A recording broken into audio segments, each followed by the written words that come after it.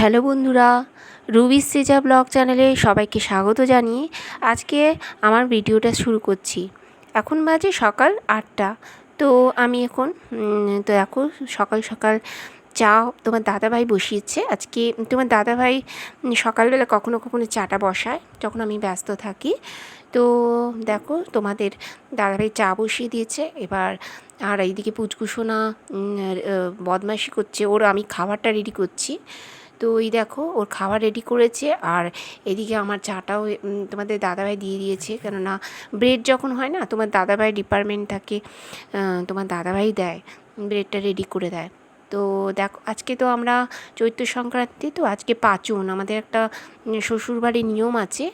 চৈত্র সংক্রান্তিতে দুপুরবেলায় আমরা ভাত খাই না। তো তার বদলে দেখো মুড়ি, তোমার কলা, ছাতু, তারপর চিড়ে, তারপর তোমার খইয়ের মুরকি, তারপর তোমার মুড়ির মোয়া, দই দিয়ে দুধ দিয়ে খাওয়া হয় দুপুরবেলাটা। প্রত্যেক বছরই হয়, তার সাথে মিষ্টি থাকে, প্রত্যেক বছরই হয়। তো আর ও আমার মেয়েটা না বদমাশি করছে বলে ওকে আলাদা খাইয়ে দিয়েছি, ওকে ভাতই খাইয়েছি। তো বদমাশি করছে বলে ওকে একটু দই দিয়ে বসিয়ে রেখেছে, আর দইটা না ও ভালোবাসে, ওকে দিলেও নিজে নিজে খেতে থাকে। এমনি গায়ে মানে মাখামাখি করে, কিন্তু ও নিজে নিজে খেতে থাকে। তো ওতে একটু ব্যস্ত আছে, মানে দইটা দিয়ে একটু ব্যস্ত করে দিচ্ছি যাতে আমরা একটু খেতে পারি। নাহলে না ও মানে কোলে বসবে আর কিছু করতে দেবে না, সব টেনে টুনে একাকার করে দেবে। তো ওই জন্য ওকে দইটা দিয়ে বসিয়ে রেখেছি।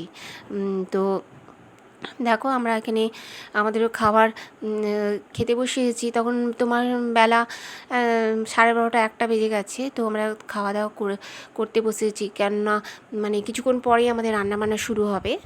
তো খাওয়া দাওয়া হয়ে গেলে তারপরে তোমার আর সবজিগুলো তোমাদের দাদাভাই আর মা, আমার শাশুড়ি মা বসে কেটে নিয়েছে। তো মা এতগুলো সবজি তো, আর আমি বসলে না পুচকুটাকে ও সব টানাটুনি করবে, মানে তোমার কতটা পরিমাণ দিতে হবে।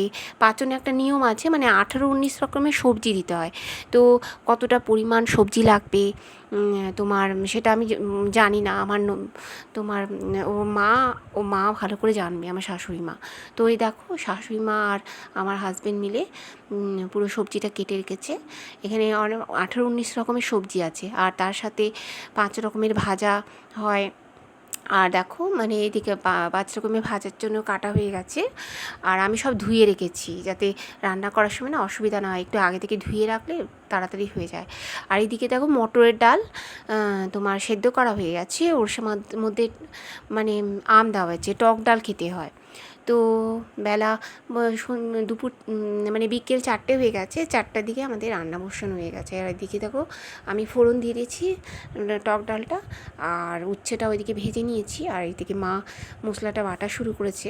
আমাদের না শিলেই বাটা হয়, তো বেশি মিক্সিতে বেটে খাওয়ার মানে ঠিকমতো হয় না, দেখবে অল্প কয়েকজনের রান্নার জন্য না মশলা করা যায় না। ওই জন্য শিলটা থাকলে কি তাড়াতাড়ি একটু অল্প একটু মশলা বেটে নিলাম, হয়ে গেল। তো মা ওই যদি বাটছে। কোথায় যাচ্ছি তুমি? ও মাম, কোথায় যাচ্ছ? না ওইটা ধরতে নেই। কোথায় যাচ্ছ? না না না না, ময়লা বালতি। এদিকে এদিকে দেখো, এদিকে দেখো।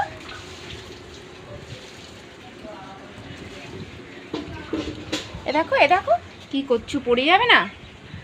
পড়ে যাবে না তুমি? হ্যাঁ মা, পড়ে যাবে না? হ্যাঁ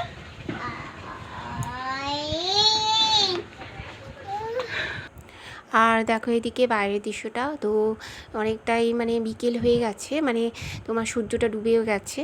তো এই টাইমে আমাদের রান্না বসানো হয়ে যায়, আর আমি এদিকে ভাজাভুজি অনেকটা কিছুটা হয়ে গেছে, আর মা বলছে দাও আমি কিছুটা এগিয়ে যাই, তুমি বরং পুচকুটাকে নিয়ে ছাদে যাও। ওকে একটু মাঝে মাঝে ছাদে নিয়ে যেতে হয়, কেননা ও তো বেরোয় না। তো ওকে ছাদে নিয়ে গেলে না বিকেলবেলাটা একটু খেলে, বল খেলে। তো ওকে একটু ছাদে নিয়ে গেছি। আর সবসময় তো ঘরে থাকি, আর গরমে এখন প্রচণ্ড গরমে একটু ছাদে গেলে ঠান্ডা ঠান্ডা হাওয়াও লাগে, ভালো লাগে। ওকে রোজ আমি ছাদে নিয়ে যাই, বেশি একটা মানে বাইরে বের করানো হয় না। তো আর দেখো নিয়ে গেলে তো হলো না, ওর সাথে আমাকেও যেতে হবে বা তোমাদের দাদাভাইকেও যেতে হবে। আর একবার নিয়ে গেলে কি বলো তো, বারবার ধরে রোজ ও বায়না করবে। ওই জন্য ওকে একটা মানে ওকে ছাদেই নিয়ে যাই, ছাদে নিয়ে কি বল দিদি খেলে। আর এইদিকে দেখো আমাদের 5 রকমের ভাজা হয়ে গেছে, আর ওইদিকে তোমার টক ডালও হয়ে গেছে, আর ওই পাশে তরকারিও হয়ে গেছে। তো তোমাদের ভিডিওটা কেমন লাগলো অবশ্যই আমাকে জানাবে। আর পরবর্তী ভিডিওর জন্য আবার আসবো। তোমরা ভালো থেকো, সুস্থ থেকো, আর নমস্কার।